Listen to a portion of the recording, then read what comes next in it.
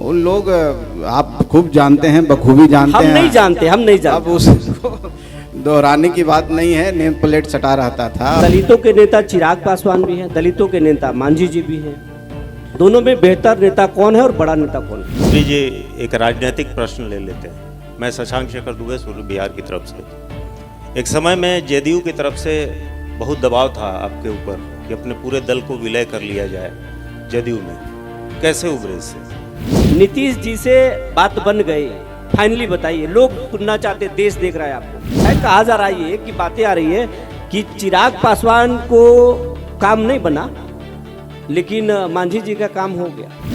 कितने सीटों पर चुनाव लड़ रही है? अभी देखिए इसके बारे में हम बोल नहीं पाएंगे, क्योंकि अभी औपचारिक तौर पर गठबंधन जो हमारा का कोई मतलब ही नहीं है। हम इशारा नहीं ना कर सकते हैं। इशारा तो सूत्र आप लोग चलाते हैं। वो जन कुटुंबा मेरे दिल में बसता है और मैं वहाँ के लोगों से जो आशीर्वाद दिया, प्रेम दिया, मुझे लगता है कि कुछ न कुछ मुझे करने को जनता चाह रही है, हमसे कुछ करवाने के लिए। अफवाह तो ये है कि आप बोधगया जा रहे हैं, यहाँ किसी दूसरे के लिए छोड़ रहे हैं, और कानून व्यवस्था नाम का तो कोई चीज नहीं है। कह रहे कि पहले ये लोग जंगल राज के राग अलापते थे, अब इनके राज में तो महाजंगल राज। ये बात है कि चलने दूसरे सूप को वाली बात हो गई है। अब जंगल राज के युवराज हैं, सोने के चम्मच लेके पैदा हुए हैं। कभी महादेव हो जाते हैं, कभी कृष्ण हो जाते हैं, उनकी तो महिमा अपरंपार है। मेरे बगल में रहते हैं, कभी वहाँ पर रसलीला होता है, कभी पटाखे की रोशनी होती है, कभी कुछ। तो हम कैसे हैं मंत्री जी? जी बहुत बढ़िया। आपको मेरी शुभकामना विपुल जी। आपने एक अच्छा कार्यक्रम का आयोजन किया है। निश्चित तौर पर सियासत के चक्रव्यूह से कुछ न कुछ निकलेगा और निश्चित तौर पर कुछ जनता को भला होगा। मंत्री जी मगध के शान है, मगध की पहचान है और ऊंची उड़ान है। मगध से इन्होंने शुरुआत किया, लेकिन अब इनकी पहचान, पार्टी की पहचान जो है वो पूरे राष्ट्रीय स्तर पर हो रहा है। बिहार में बहुत तेजी से उभर रहा है। मंत्री जी, मांझी जी गरीबों के नेता हैं, संतोष सुमन हाईटेक सोचते हैं। कहा जाता है कि जिस तरीके से नीतीश सोचते थे, संतोष सुमन वैसे ही सोचते हैं। और कभी कभी मांझी जी बोलते हैं कि हम औकात बता देंगे, लेकिन संतोष सुमन तुरंत उसको मैनेज करते हैं। दोनों में अंतर क्या है? देखिए, सर्वप्रथम तो हम कहना चाहते हैं कि मगध के हम सेवक हैं, जनता के सेवक हैं, और ना हम कोई सम्राट हैं, ना कोई शान है। आप गरीब जनता हमें उस जगह पहुंचाती है सेवा करने के लिए। तो कोई भी प्रतिनिधि को आप सम्राट मत कहा कीजिए, क्योंकि वो सामंती विचारधारा है। लोग लिखते थे एक जमाने में अपने आप को मगध सम्राट, और कुछ कोई सम्राट नहीं होता है। हम जनता के प्रति उत्तरदायी हैं। जहाँ तक हमारी ये इशारा किसके तरफ है? कब लिखते थे लोग? उन लोग आप खूब जानते हैं, बखूबी जानते हैं। हम नहीं जानते। अब उसको दोहराने की बात नहीं है, नेम प्लेट सटा रहता था और लोग समझते थे कि जनता ने आपको प्रतिनिधि के रूप में चुना है और आपको सेवा करने के लिए भेजा है। लेकिन बाय डिफॉल्ट वो समझ गए कि हम जनता से ऊपर हैं और अपने आप को सम्राट लिखने लगे। लेकिन आफ्टर ऑल आप समाज सेवा में आए हैं। राजनीति आपने चुना है तो जनता की सेवा के लिए किया है, उनके विकास के लिए किया है। तो जिस दिन आपके मन में आ जाएगा कि हम सम्राट हैं, तो फिर आप तो भाई लोकतंत्र रहा ही नहीं, ये तो राजतंत्र हो जाएगा। और जहाँ तक मेरी पार्टी का सवाल है, हिंदुस्तानी आवाम मोर्चा सेकुलर निश्चित तौर पर वो कैसी करती है, गरीबों के लिए काम करती है। गरीबों की विचारधारा है, उनको आगे बढ़ाने के लिए, उनको अधिकार, विकास और जो भी उनको जागरूकता के लिए काम करती है। और आदरणीय श्री जीतन राम मांझी जी ने इस पार्टी का रचना की है, गठन किया। वो हमारे संस्थापक हैं, हमारे संरक्षक हैं और भारत सरकार में मंत्री भी हैं। अच्छा, मांझी जी अच्छे हैं या संतोष मांझी? आप हाईटेक सोचते हैं? देखिए, आप आगे की बात सोचे, मांझी जी जमीन की बात करते हैं। दोनों में बेहतर कौन है, मांझी जी या संतोष? निश्चित तौर पर हम कितना भी हाईटेक हो जाएं, जो मिट्टी की खुशबू है वो खुशबू कहीं नहीं मिलती है। जो जमीन से जुड़ा है वही व्यक्ति सच्चा नेता है, वही सच्चा सिपाही है, वही सच्चा सेवक है। हाईटेक किसी व्यक्ति को उसी तरह से है कि आप अच्छे कपड़े पहन के श्रृंगार करके कुछ देर खूबसूरत दिख सकते हैं, लेकिन जो शरीर में आपकी आत्मा रहती है वो आत्मा स्वस्थ शरीर में रहती है। जो जमीन से जुड़ा है, तो जीतन राम मांझी जी हम पार्टी के आत्मा हैं, शरीर हैं। हम उसको हाईटेक करने के लिए, उसको थोड़ा सा श्रृंगार करने के लिए वो कर सकते हैं, लेकिन हम जीतन राम मांझी नहीं बन सकते हैं, और ना कोई तुलना है। हम निश्चित तौर पर सर्वोपरि हैं। अजी एक बात, मांझी जी से डर लगता है या मैडम से डर लगता है? देखिए, कोई सवाल नहीं है। हमारे अभिभावक हैं, जीवन में मैंने उनसे सीखा है, उनके संघर्षों से सीखा है, और संघर्ष में कितनी भी परेशानी हो, कितनी भी कठिनाई हो, उसमें मैंने उन्हें खुश देखा है, हमेशा हंसते देखा है। तो निश्चित तौर पर अभिभावक भी हैं, एक मेंटोर भी हैं, और पिता होने के नाते कभी न कभी डांटते भी हैं। और जहाँ तक पत्नी का सवाल है, तो सहपाठी के तौर पर है, अर्धांगिनी के तौर पर उनसे डर नहीं रहा है। पिताजी से निश्चित तौर पर डरना नहीं है, लेकिन उनका आदर करना है, और उस आदर में डर भी छिपा रहता है, एक आपका संस्कार भी छिपा रहता है। तो इसलिए वो दो अलग बातें हैं, डर का कहीं को मामला नहीं है। दलितों के नेता चिराग पासवान भी हैं, दलितों के नेता मांझी जी भी हैं, दोनों में बेहतर नेता कौन है और बड़ा नेता कौन है? देखिए, एक कैटेगराइजेशन आप सब करते हैं, हम सब जनता की सेवा के लिए बने हैं, और उस हमारी जो व्यवस्था है, सामाजिक संरचना है, उसमें हम लोग बांटते चले आए हैं। कोई दलित हो जाते हैं, कोई बैकवर्ड, कोई फॉरवर्ड, कुछ भी आप कहें, सब मानव हैं। और कोई व्यक्ति एक क्लेम करता है कि हम किसी वर्ग के नेता हैं, चाहे किसी समुदाय के नेता हैं, एक व्यक्ति के क्लेम करने से नहीं है, ये जनता तय करती है। और जनता को पता है कि कौन उनका शुभचिंतक है, कौन उनके लिए काम कर सकता है कौन शुभचिंतक, चिराग पासवान या संतोष सुमन? ये मेरा विषय नहीं है, ये जनता का विषय है, जनता पर छोड़ दीजिए, मेरे कहने से कोई फर्क नहीं पड़ता। दोनों के बीच में रिश्ता है या फिर खटपट चल रहा है? दोनों अपने तरीके से काम कर रहे हैं, जनता की सेवा कर रहे हैं। उसमें दलित भाई भी हैं, पिछड़ा भाई भी हैं, पिछड़ा भाई भी हैं, माइनॉरिटी भाई भी हैं, और काम कर रहे हैं। तो निश्चित तौर पर वो भी अपने हिसाब से अच्छा कर रहे हैं, हम भी अपने हिसाब से कर रहे हैं, और इसमें कहीं कोई तुलना नहीं है। और सब मिलके ही हम समाज को आगे बढ़ा सकते हैं। अगर अलग अलग करके सोचने लगे तो ही अंग्रेज वाला शासन आ जाएगा, डिवाइड एंड रूल।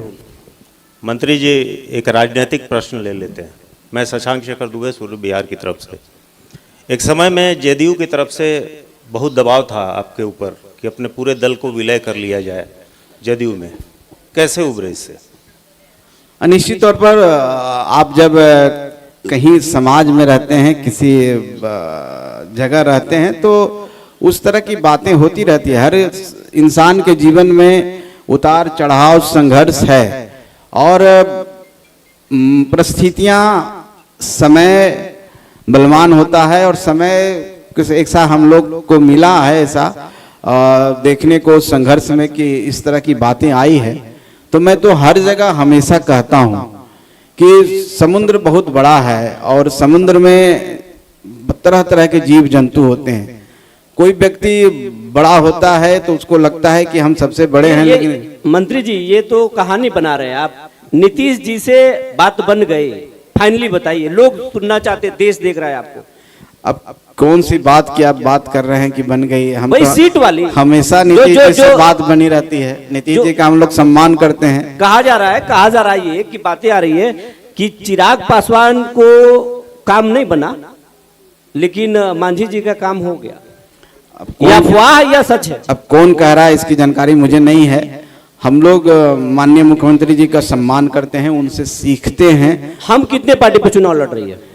देखिए, अभी कितने सीटों पर चुनाव लड़ रही है? अभी देखिए, इसके बारे में हम बोल नहीं पाएंगे, क्योंकि अभी औपचारिक तौर पर गठबंधन जो हमारा है, एनडीए गठबंधन, उसमें अभी इस पर विचार नहीं हुआ है, इस पर चर्चा परिचर्चा नहीं हुई है। और मैं एक पार्टी का राष्ट्रीय अध्यक्ष हूं। अगर मैं कुछ भी बोलूंगा तो हम समझते हैं गठबंधन धर्म के खिलाफ होगा, इसलिए जब भी आएगा समय, एक इशारा तो कर ही सकते हैं ना। नहीं, इशारा का कोई मतलब ही नहीं है, हम इशारा नहीं ना कर सकते हैं। इशारा तो सूत्र आप लोग चलाते हैं, वो चलाते रहिए, आपके पूरी आजादी है ये समय। औरंगाबाद के धरती से आपने शुरुआत किया था राजनीति का, जी, कुटुंबा से। जी। संतोष सुमन फिर कुटुंबा लौट रहे हैं। देखिए, निश्चित तौर पर मैंने अपने जीवन का पहला चुनाव कुटुंबा विधानसभा से लड़ा और मैं धन्यवाद भी देता हूं जनता को जिन्होंने मुझे उतना वोट से आशीर्वाद दिया। और निश्चित तौर पर मैं पहले भी आपको कह चुका हूं, कुटुंबा मेरे दिल में बसता है और मैं वहां के लोगों से जो आशीर्वाद दिया, प्रेम दिया, मुझे लगता है कि कुछ न कुछ मुझे करने को जनता चाह रही है, हमसे कुछ करवाने के लिए। तो हम जनता के बीच में हम नहीं जाए, हमारे प्रत्याशी तो जरूर जाएंगे। कुटुंबा पर दावा मजबूत है। अब मैंने कुटुंबा पर दावा मजबूत है और मैंने तो कह दिया, स्पष्ट कह दिया, अब इसमें दोबारा कहने की क्या जरूरत है। कुटुंबा में तो कई दलों के, आपके घटक दलों के उम्मीदवार घूम रहे हैं। अब देखिए, सबको आजादी है, घूमेंगे ही और उनको हम रोक भी नहीं सकते। हमारे दल में भी कई एक लोग घूम रहे हैं। अफवाह तो ये है कि आप बोधगया जा रहे हैं, यहाँ किसी दूसरे के लिए छोड़ रहे हैं। अब अफवाह पर क्या ध्यान दे, लेकिन हम तो इतना जानते हैं कि कुटुंबा हमेशा हम लोग के बीच का रहा है, हमारे दिल में रहा। छोड़ेंगे नहीं, नहीं छोड़ना उड़ना नहीं है। जब तक ये मैंने कहा ना कि गठबंधन के साथ ही जब बैठेंगे और सबसे मिलजुल के बातें होगी। लेकिन हाँ, एक विषय रहता है कि यहाँ पर हम लड़ना चाहते हैं, लेकिन वो अभी कोई जरूरी नहीं है कि वो हम लड़े, क्योंकि गठबंधन जब होगा, तय होगा, सीटों पर विचार होगी तो निश्चित तौर पर उस हमारा वहां पर डिमांड रहेगा। तेजस्वी यादव आपके सरकार को कह रहे हैं कि बेलगाम हो चुका है, यहाँ तो भ्रष्टाचार जम के है और कानून व्यवस्था नाम का तो कोई चीज नहीं है। कह रहे हैं कि पहले ये लोग जंगल राज के राग अलापते थे, अब इनके राज में तो महाजंगल राज है। अब देखिए, और वही बात है कि चलने दूसरे सूप को वाली बात हो गई है। अब जंगल राज के युवराज हैं, सोने के चम्मच लेके पैदा हुए हैं, पहली बार जब राजनीति में आए हैं तो डिप्टी सीएम के रूप में आए हैं, परिपक्व नहीं थे, कुछ सीखने को मिला माननीय मुख्यमंत्री आदरणीय नीतीश कुमार जी से। अब वो बात हो गया गुरु गुड़ और चेला चीनी हो गया, उनसे सीखे, उन्हीं के ऊपर हावी हो गया कि हम तो तुमसे ज्यादा हैं, हमने सारा दिया। तो जो व्यक्ति को पता ही नहीं है वो कुछ भी बोल सकते हैं। और ऐसे तो तुलना करने लगेंगे, बातें करने लगेंगे तो बहुत हो जाएगा कि उस 15 साल में क्या हुआ, ये 20 साल में क्या हुआ। आप अगर क्राइम पर बात करें, अगर आप विकास पर बात करें, जिस तरह से वहां नरसंहार होता था, ऐसे बहुत सारी बातें करेंगे। स्कूल्स की बात करें, कितने दिन वो पेमेंट नहीं देते थे, क्या आपका जीडीपी था, कितने आपके टीचर उस समय थे, कितने आपके स्कूल थे, SC ST के लिए कितना किया, माइनॉरिटी के लिए कितने एक सवाल करेंगे। तेज प्रताप यादव आपके पड़ोसी हैं जी। तेज प्रताप को घर से निकाल दिया गया है। देखिए, घर से विवाद को आप किस तरीके से देखते हैं? घर उर से कुछ नहीं निकाला गया है, पार्टी से निकाला गया है। देखिए, बाप बेटे का रिलेशन कभी खत्म नहीं हो सकता, भाई का रिलेशन खत्म नहीं हो सकता। वो इस तरह दिखावा कर रहे हैं, पार्टी से कुछ दिन के लिए निकाले हैं। लेकिन मैं आपको इस मंच से कह के जा रहा हूं कि डायरेक्टली इनडायरेक्टली वो उसी गठबंधन से चुनाव लड़ेंगे। अब माननीय लालू प्रसाद यादव बड़ा घोष न कर रहे, बड़ी बात बता रहे हैं। माननीय लालू पड़ोसी के बारे में बड़ा बात बोल रहे हैं। जी, निश्चित तौर पर अगर समाजवादी पार्टी से लड़ेंगे उसका अलायंस होगा, क्या मतलब है? या फिर वो इंडिपेंडेंट में लड़ेंगे तो कोई ऐसे कैंडिडेट दे दिए जाएंगे कि उनको कोई परेशान नहीं करे। तो वो सब देखिए, ये सब दिखावा है, लोगों को भ्रम में डालने का। पीला टोपी तो तेज प्रताप पहन रहे हैं आप लोग के जैसे, पीला लगा रहे हैं। पीला लाल पहनने से कोई फर्क नहीं पड़ता है, टीका लगाते ही रहते हैं, हमेशा वो रंग बदलते हैं, कभी महादेव हो जाते हैं, कभी कृष्ण हो जाते हैं, उनकी तो महिमा अपरंपार है। मेरे बगल में रहते हैं, कभी वहां पर रसलीला होता है, कभी पटाखे की रोशनी होती है, कभी कुछ तो हम लोग सुनते हैं। वो तो राजनीतिक तौर पर मैं तो बोलते हैं कि चूहा आप भेज देते हैं उनके घर पे। हाँ, वो बोल सकते हैं, कुछ भी बोल सकते हैं। राजनीतिक तौर पर तो उनको हम संत कहते हैं और संतों जैसा, महादेव जैसा व्यवहार करते हैं। तो भाई उनकी बात तो कुछ नहीं है, लेकिन परिवार में कुछ नहीं है, सब एक हैं, सिर्फ दिखाने के लिए सामाजिक। आप लोग फिर से आ रहे हैं या फिर तेजस्वी तो बोल रहे हैं कि हम लोग आ रहे हैं? अब उनका बोलना चाहिए, सपना देख रहे हैं। तेजस्वी जी तो सपने में ही मुख्यमंत्री बन जाते हैं, सुबह उठते हैं तो देखते हैं कि कुछ भी नहीं है, तो वो सपना देखते हैं, हैंगओवर रहता है। तो औरंगाबाद के कुछ सवाल, जन समस्या की बात करते हैं जी। यहाँ पर मेडिकल कॉलेज का भी बात चल रहा है। मेडिकल कॉलेज यहाँ बनेगा, मेडिकल कॉलेज वहाँ बनेगा, मेडिकल कॉलेज वहाँ बनेगा, बनेगा कहाँ मंत्री जी ये बताइए। निश्चित तौर पर देखिए, जमीन का कुछ समस्या होता है, लेकिन प्रगति यात्रा के दौरान आपने देखा कि माननीय मुख्यमंत्री जी ने मेडिकल कॉलेज का सौगात दिया। बहुत जल्द वो मामला सॉल्व कर लिया जाएगा, सॉर्ट आउट कर दिया जाएगा। औरंगाबाद में मेडिकल कॉलेज बनेगा, ये निश्चित है। औरंगाबाद पटना जो हाईवे है वो रोज जाम रहता है, 4 लेन उसको होना था, फिर कैंसिल हो गया। सरकार आपकी केंद्र में भी है और बिहार में भी है, वो समस्या हल होगा कि लोगों को उससे जूझना ही पड़ेगा? नहीं नहीं, निश्चित तौर पर होगा। ये हमारे संज्ञान में है। पिछली बैठक जो हम लोग के हुई थी उसमें मामला उठा था और ये हम लोग जिला प्रशासन की तरफ से अनुशंसा कर करके राज्य को भेज रहे हैं। हम लोग आपकी बात गडकरी जी से हुई कभी? गडकरी जी से इस विषय में वार्ता नहीं हुई है, लेकिन हम इस मन से घोषणा कीजिए कि आप बात करेंगे। निश्चित तौर पर अगली बार जब हम जाएंगे तो निश्चित तौर पर घोषणा करेंगे। औरंगाबाद की एक और समस्या है सिंचाई और रोजगार। यहाँ पे 2 बड़े बिजली परियोजना है, BRBCL और NPGC। लोगों का आरोप है कि स्थानीय लोगों को रोजगार नहीं मिलता है और CSR के पैसे बाहर चले जाते हैं। आप यहाँ के प्रभारी मंत्री हैं, इस पर पहल करेंगे संतोष सुमन जी? मुझे भी ये शिकायत मिली है और उनका जो CSR का फंड हो, चाहे उनका जो एग्रीमेंट होता है उसमें उनका कमिटमेंट भी होता है कि यहाँ के लोगों को रखेंगे, जिनका जमीन लिए हैं उनको नौकरी पर रखेंगे। और तो अगर इस तरह की बात है तो मैं स्पेसिफिक रूप से अभी तक उसकी समीक्षा नहीं किया हूँ। हम लोग इस मंथ में तो नहीं, अगले मंथ में जब हमारा मीटिंग होगी यहाँ का प्रभारी मंत्री होने के नाते, तो हम लोग एक उस पॉइंट को रखेंगे और उसकी समीक्षा भी करेंगे। और अधिकार है, औरंगाबाद के लोगों का पहला अधिकार है कि यहाँ पर है तो यहाँ के लोगों को मिलना चाहिए। उनके द्वारा CSR का फंड हो, चाहे सुविधा हो। और इस बात को अभी मैं नहीं कह सकता कि मुझे नहीं जानकारी है कि CSR फंड का वो कहाँ कहाँ काम कर रहे हैं, कितना % कर रहे हैं, कितना % औरंगाबाद में कहीं बाहर कर रहे हैं। तो हम लोग गाइडलाइन इसको देख करके पढ़ कर निश्चित तौर पर कोशिश करेंगे कि यहाँ पर कुछ उनके द्वारा निश्चित होना चाहिए। संतोष कुमार सुमन जी, मेरा आपसे सवाल ये है कि अभी जो है कि हमारा बिहार जो है कृषि प्रधान देश राज्य है, मगर यहाँ पर अभी औरंगाबाद और गया जिले में ये बोला जा रहा है कि एक लक्ष्य है जो अभी तक पूरा नहीं हो जाए, 2025 तक पूरा नहीं हुआ है, जो कि है जल जीवन को लेकर कार्यक्रम था और खेतों में सिंचाई के लेकर जो पानी का कार्यक्रम था, उस लक्ष्य को अभी तक पूरा नहीं किया गया, ऐसा आ रहा है बात सामने। तो इसको लेकर आप क्या कहना? नहीं, ऐसी बात नहीं है। आप मेरा विभाग है माइनर इरिगेशन और हमारे क्या योजना है जल डैश जीवन डैश हरियाली और हर खेत तक सिंचाई का पानी। हम लोग पूरे औरंगाबाद में कोशिश की है कि हर खेत तक सिंचाई का पानी पहुंचे और 25-26 का जो हमारा टारगेट था, हम लोग करीब करीब सब जगह पानी पहुंचाने में सफल हुए हैं। और अभी तो बरसात का समय, अच्छी बारिश भी हुई है, कुछ बच भी जाता है तो अगली बार निश्चित तौर पर जो सरकार आएगी।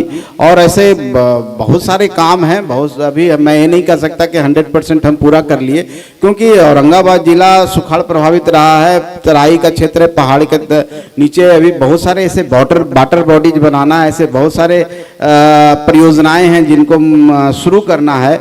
तो हम लोग के मन में है, हम लोग के संज्ञान में है और हम लोग इस क्षेत्र से रहे हैं। मैं भी चुनाव लड़ा हूं और मैं यहाँ का प्रभारी मंत्री होने के नाते मेरी पूरी कोशिश रहेगी, खास करके जो मेरे विभाग से है संबंधित है, वो हम एक एक योजना को औरंगाबाद के धरती पर ले आए, जमीन पर ले आए। मेरी यही परिकल्पना है और मैं इस बात को पूरे जवाबदेही के साथ मैं आज कह रहा हूँ।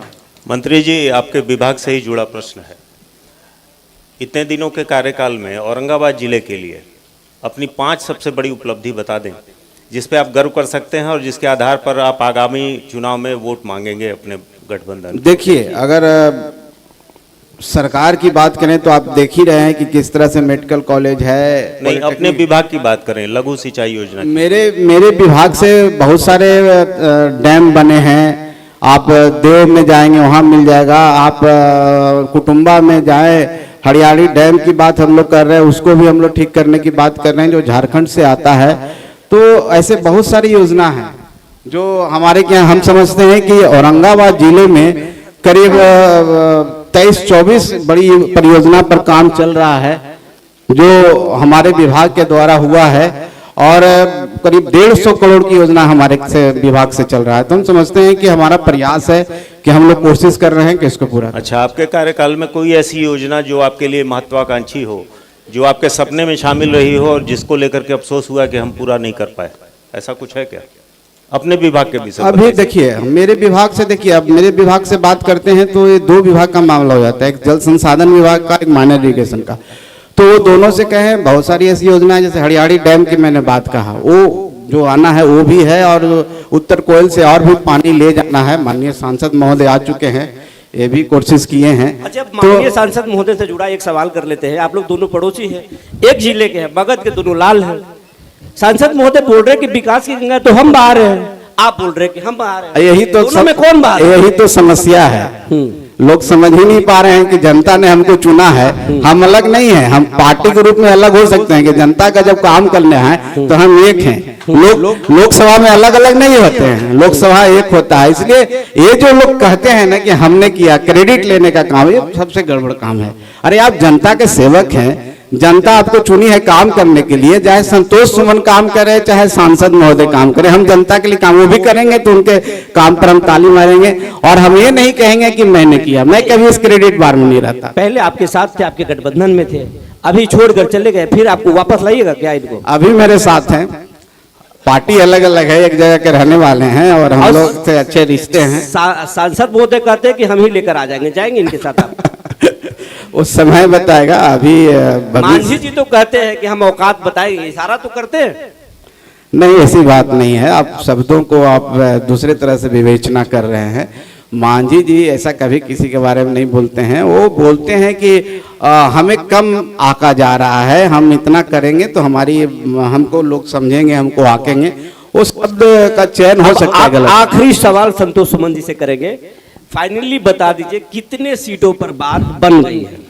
देखिए, ये विषय मैंने बोला ना कि ये मंच नहीं है, और मैं एक जवाबदेह पद पर हूँ और मेरी गठबंधन धर्म में है। मैं ऐसी कोई बात नहीं बोलूंगा। सहनी जी आपके साथ आ रहे हैं?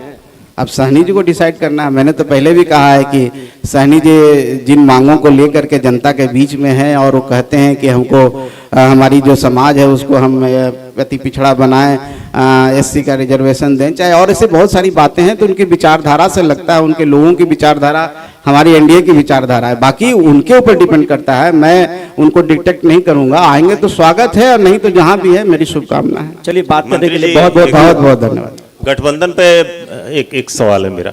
गठबंधन पे बात हो रही है तो पिछले दिनों उपचुनाव हुए थे और आपके सहयोगी दल हैं, चिराग पासवान जी सहयोगी दल के नेता हैं। आप लोगों के लाख प्रयास के बावजूद भी चुनाव प्रचार करने नहीं आए।